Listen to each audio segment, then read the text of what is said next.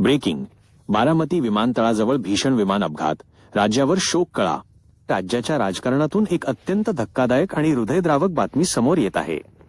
महाराष्ट्राचे उपमुख्यमंत्री अजित पवार यांचे आज सकाळी बारामती विमानतळाजवळ झालेल्या एका खासगी विमान अपघातात दुर्दैवी निधन झाले आहे. या घटनेमुळे संपूर्ण महाराष्ट्रावर शोककळा पसरली आहे. आज सकाळी सुमारे सकाळचे 8:45 वाजता मुंबईहून बारामतीकडे जाणाऱ्या बॉम्बार्डियर लिअरजेट 45 VTSSK या चार्टर्ड विमानाचा लँडिंगला. बारामती परिसरात असलेल्या दाट धुक्यामुळे दृश्यमानता केवळ 800 मीटर होती. पहिल्या प्रयत्नात लँडिंग होऊ शकले नाही go around.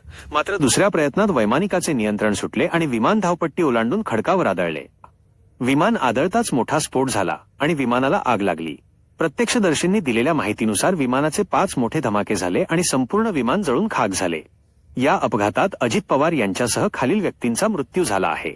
Sumit Kapoor pilot, Shambhavi Pathak को पायलट, 2 सुरक्षा कर्मचारी आणि 1 सहकारी. प्राथमिक तपासात असे दिसून आले आहे की लँडिंगच्या वेळी विमानाचा वेग अप्रोच स्पीड आवश्यकतेपेक्षा जास्त 183 नॉट्स होता. खराब हवामान आणि एअर ट्रॅफिक कंट्रोलच्या मर्यादित सुविधांमुळे ही दुर्घटना घडल्याची शक्यता आहे. DGCAने तपासाचे आदेश दिले असून ब्लॅक बॉक्स जप्त करण्यात आला आहे. मुख्यमंत्री देवेंद्र फडणवीस यांनी या घटनेबद्दल तीव्र दुःख व्यक्त केले असून राज्यात 3 दिवसांचा शासकीय शोक आणि सार्वजनिक सुट्टी जाहीर केली आहे.